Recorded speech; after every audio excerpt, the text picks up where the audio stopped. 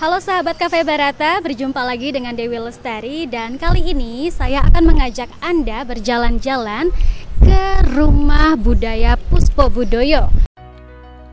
Berlokasi di Jalan Elang Raya nomor 1 Sawah Lama Ciputat, Kota Tangerang Selatan, Banten, Rumah Budaya Nusantara Puspo Budoyo yang didirikan oleh Bapak Luluk Sumiarso beserta istri tercinta Ibu Hari Sulistiowati, tidak jauh dari Jakarta. Sebuah tempat yang sangat unik dan menarik yang akhirnya mendorong saya untuk mengunjunginya. Seperti apa di dalamnya, sejarah berdiri, dan bentuk kecintaan apa yang dilakukan oleh Pak Luluk beserta istri? Simak informasinya dalam Cafe Barata.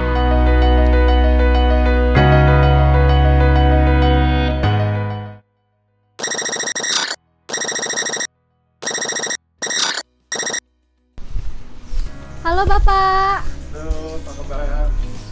Kabar baik Pak. Apa kabar Bapak? Semoga sehat selalu Pak. Wah, terima kasih kita sudah diundang ke sini untuk berkunjung ke Rumah Budaya Puspo Budoyo milik Pak Luluk beserta istri tercinta. Nah Pak Luluk, ketika saya masuk Pak, saya langsung usut. Ini tempatnya begitu luas dan begitu indah. Ini kalau saya boleh tahu Pak, berapa hektar? Bukan hektar Mbak, ini ribu aja, sekitar 4.000-an meter lah ya.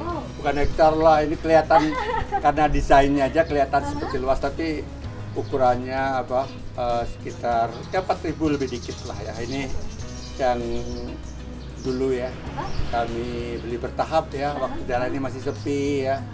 Terus nyicil ya, lama-lama mager, lama-lama menjadi seperti ini, nambah dikit-dikit ya. Bisa dinikmati seperti ini. Ini luas banget Pak. Ini nanti saya boleh ya diajak jalan-jalan? Boleh, sini, silakan. Untuk, dengan senang hati ya. Dan ini karena kita sudah ada di depan gapura ini Pak. Ini bisa diceritakan nggak Pak? Bangunan ini bangunan apa? Dan ada filosofinya nggak? Gini ceritanya ya, dulu kan kami soalnya penggiat cagar budaya ya, heritage ya. Terutama Majapahit, kami pernah mulai 2006-2007 itu pengen ya, kalau melihat di negara-negara lain itu bangunan itu menjadi objek, selain dipreservasi, dikembangkan menjadi kawasan wisata budaya. Saya ingin Majapahit itu yang negara besar dan banyak peninggalannya itu tersebar dan ada yang rusak, ada yang sudah mulai dipugar, tapi tidak bisa menjadi sebuah tema ya, tema lah. Akhirnya kan kalau urusan itu kan ada otoritasnya di sana. Kami tidak bisa begitu saja, dan ide-ide kami juga dari besar. Di sana belum ada rencana melakukan rekonstruksi secara keseluruhan ya. Baru akhir-akhir ini nanti saya ceritakan ya. Makanya kami ya udahlah, kami menggunakan lahan kami tadi ya. Kami bikin untuk membuat Majapahit Corner ya, kecil-kecilan. Makanya ini kami bikin. Ini gapuranya ya, yang desain sendiri ya, dari ya desain sendiri. Sama dibantu seniman taman mini satu orang namanya Mas Pur, itu yang mewujudkan saya pengen ini, dan lucunya ya tidak ada referensi ya, sampai sekarang nggak tahu bentuk istana Majapahit itu, foto apalagi lukisan nggak ada ya, peninggalan gapuranya juga nggak ada. Yang ada itu Wringin Lawang, itu konon itu bukan gapura Majapahit ya, itu untuk rumah tinggal Gajah Mada. Kami mencoba untuk melihat ini. Kami mencoba bikin, kami tambah ada lambangnya itu Surya Majapahit ya, tulisannya Majapahit huruf Jawa, dan ini ya stabil, mulai dari bangunan yang sederhana kami tambah naik kiri kanan ditambah, akhirnya menjadi tempat ini. Makanya ini kami sebut di sini adalah pelataran Majapahit ya. Kita pakai untuk pagelaran-pagelaran. Sekarang kalau kami dulu kan kami keliling gedung-gedung pertunjukan di Jakarta seperti Gedung Husnia Jakarta, di TIM, di Sasono Langan Budoyo, Balai Kartini, di hallnya Senayan City pernah ya. Sekarang kan quote-unquote mahal ya. Jadi kami ya udah kami pakai yang di sini aja. Jadi kalau kami bikin pagelarannya di sini, di pelataran ini diambil live streaming ya. Jadi ini bisa dibilang panggung pagelaran. Yes, namanya Panggung Puspo ya, di pelataran Majapahit. Jadi nama ikoniknya itu Panggung Puspo ya, yang kami lakukan secara streaming setiap Minggu malam pukul 20 di channel YouTube kami ya. Nah, silakan. Jadi itu silakan, itu pagelaran kami yang mulai tahun 2005 yang belum ada YouTube pada waktu itu ya. Kami belum punya fasilitas itu. Untung kami dokumentasikan. Nah, sekarang kami putar setiap minggu malam dan ini sudah pemutaran sampai ke minggu yang ke sekitar 50-an. Jadi masih ada kira-kira sekitar 58-an pagelaran yang akan kami streaming setiap malam. Dalam masa pandemi ini ternyata kami mendapat respon yang baik ya. Ini dengan hati gembira meningkatkan daya tahan tubuh. Wow, sahabat Cafe Barata, saya sangat terkesima. Ternyata di masa pandemi, keluangan waktu akhirnya bisa menjadi titik balik untuk menyelami kembali budaya Nusantara. Nusantara menyimpan kemegahan yang sepatutnya dilestarikan. Rumah Budaya Nusantara Puspo Budoyo ini menampilkan kembali kebanggaan negeri ini dengan kearifan kisahnya. Sebuah ajakan yang serius untuk menghargai warisan leluhur. Dan saya sangat kagum melihat tembok gerbang yang megah yang menampilkan relief bintang besar, stupika, dan dewa-dewi Hindu.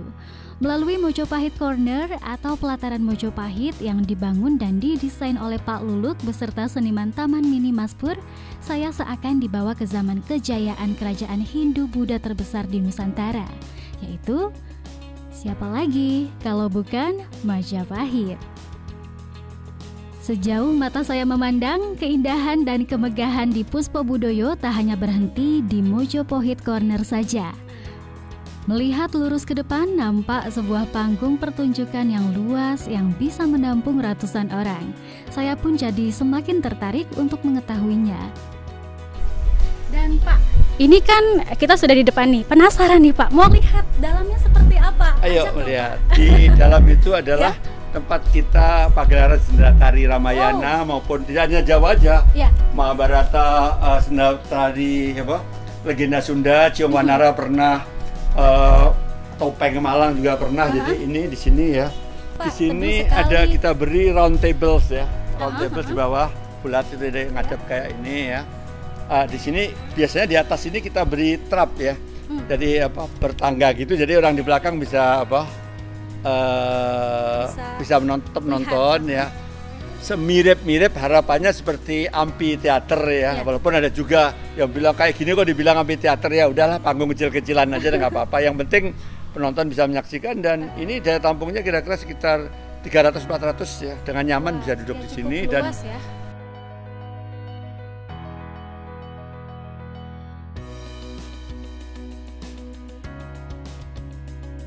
Panggungnya jadi nuansanya ya. Jadi ya seperti ini kami terus terang percaya nggak percaya ya, memang bangunan strukturnya yang bangun teman-teman yang tukang bangunan ya, tapi ketika finishing itu cuma ngerjain berdua aja ya, yang ngerjain fisiknya dipasang-pasang, digarisi, ukir-ukir itu namanya Pak Pur, Mas Pur itu dari seniman tanaman ini dan saya nemenin ya, merah-merahkan gitu ya. Bapak juga ikut? Ya menggait lah, walaupun saya bukan arsitek ya, namanya karena hobi baca-baca aja. Oh gini ya, dan supaya ada nuansa lain ya, jadi ya beginilah. Wah, ternyata Bapak juga ada bakat jadi arsitek ya? Enggak juga, jadi yang ingin kita gunakan sebenarnya panggung ini menjadi panggung untuk pertukaran budaya antar bangsa ya. Ya makanya pelan-pelan ya, tadi disebut namanya kan pertama dari sanggar ya, menjadi rumah budaya Nusantara, karena itu cakupannya Nusantara. Ternyata karena banyak yang berminat, komunitas India pernah main di sini, ada perkumpulan Indonesia Jerman, Indonesia Belgia ya, pernah bikin anak-anaknya datang ke sini untuk acara-acara itu. Makanya kami sebut namanya menjadi sekarang itu sebutannya untuk kepentingan itu LLCC ya. L itu list ya, nama istri saya, L Luluk ya, Cultural Exchange ya. Jadi untuk cultural exchange ya. Oke, jadi ini kayak cross culture gitu ya Pak ya? Pengennya itu ya. Monggo silahkan ada komunitas dari negara lain yang ingin pentas di sini, silahkan. Jadi justru pengen kami seperti itu.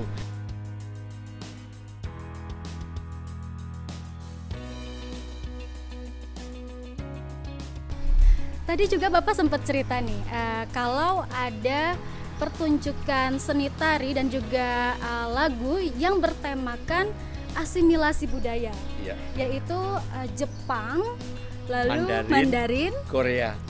Disingkat Jemankor. Ini asli Ciputat nih. Itu kayak gimana Pak? Coba Pak ajarin aku dong kayak gimana? Ya, contohnya semula gini, waktu tim kami keluar negeri ya, mereka ternyata membawakan lagu kolaborasi Nusantara ya. Lagunya Kitaro ya. Kitaro Jepangan ya. Kenapa nggak kita coba Cina juga kan? Kebetulan kolega-kolega kami dulu kan di bidang energi banyak yang dari Jepang, Korea dan Cina, makanya udah kami ciptakan aja irama Jemankor. Jadi kolaborasi Nusantara pada tujuan tertentu, misalnya untuk seperti ini kita beri nuansa Jemankor, Jepang, Mandarin, Korea, dan sudah pernah kita lakukan angklungnya. Angklungnya nanti bisa dilihat ya. Itu diputar aja. Anak-anak latihan angklung menyanyikan lagu Mandarin. Wow, terus ada yang lucu lagi, kami pernah pentas di sini menyanyikan tim yang lain itu Kitaro ya. Kan ada yang pakai beduk ya. Alhamdulillah saya nabuh beduknya ikut nabuh. Ada videonya nggak Pak? Ada. Saya mau lihat. Pasti kami sampaikan.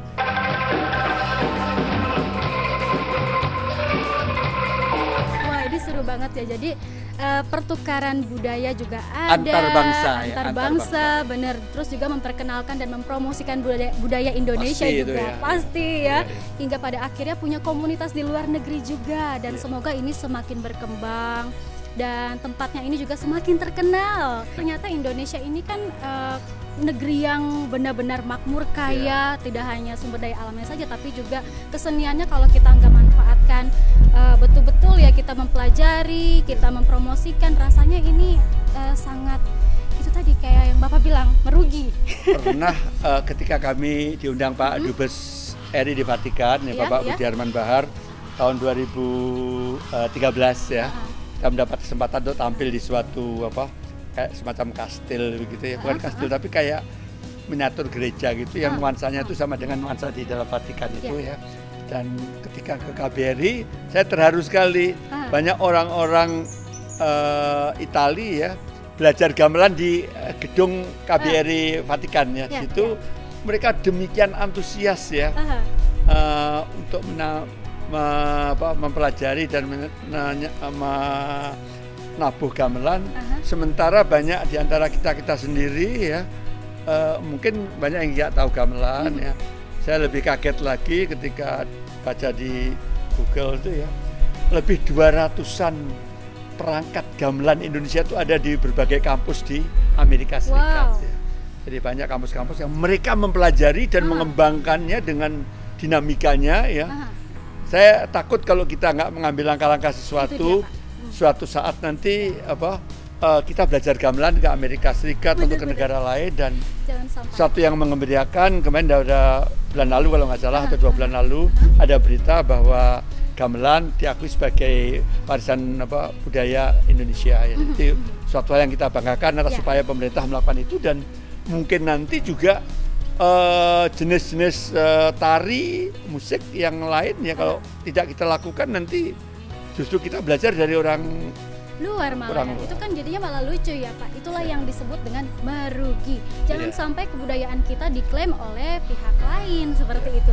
Makanya generasi muda, yuk sama-sama kita cintai budaya kita sendiri. Rumah Puspo Budoyo didirikan pada tanggal 6 Agustus 2003 oleh Bapak Luluk Sumiarso. Pendirian sanggar budaya tersebut merupakan wujud dari rasa cinta terhadap budaya lokal, sekaligus sebagai refleksi keprihatinan terhadap pupusnya kecintaan masyarakat terhadap kebudayaan mereka sendiri, terlebih di tengah derasnya arus modernisasi. Selain menjadi bentuk cinta kepada budaya Indonesia, Rumah Budaya Nusantara Puspo Budoyo juga menjadi bentuk cinta atau a gift bagi sang istri yang juga pegiat seni tari. Hadiah untuk sang istri ini terinspirasi dari kisah pembangunan Taj Mahal tak kala beliau berkunjung ke India. Kepada saya, Bapak bercerita bahwa pohon yang ditanam oleh Bapak ini menjadi saksi. Usianya bahkan sama dengan usia pernikahannya dengan sang istri tercinta, yaitu Ibu Sulistiowati. Rumah Puspo Budoyo ini adalah rumah perjuangan. Perjuangannya bersama dengan sang istri untuk terus dapat melestarikan dan memperkenalkan budaya Indonesia ke tingkat yang lebih tinggi. Oke, baik. Pemirsa, kita sudah diajak keliling di tempat Puspo Budoyo ini, rumah budaya milik Bapak Luluk dan juga Ibu Sulistiowati. Dan kita sangat bangga sebagai warga negara Indonesia, ternyata masih banyak seniman budayawan yang sangat memperhatikan kelestarian budaya Indonesia seperti Bapak Luluk. Semoga ini juga mendapatkan suatu bentuk apresiasi dan penghargaan dari pemerintah. Oke, sekian dulu yang bisa kita sampaikan. Terima kasih sudah menonton. Jangan lupa subscribe, like, dan juga komen. Dan jangan lupa juga follow YouTube akun officialnya Bapak Luluk, yaitu di RBN Puspo Budoyo. Ada RBN itu N itu Nusantara, dan kebetulan sekali sekarang Nusantara dipakai nama dari ibu kota negara yang baru ya. Mudah-mudahan ada sinergi ini ya. Kami tentu akan sangat bangga ya apabila bisa berpartisipasi minimal mengembangkan tari-tari Nusantara itu untuk ikut mengisi ya apapun di sana ya, apakah spiritnya atau segala macam, supaya betul-betul Nusantara. Saya dukung 1000% lebih malah. Oke, jangan lupa aktifkan loncengnya.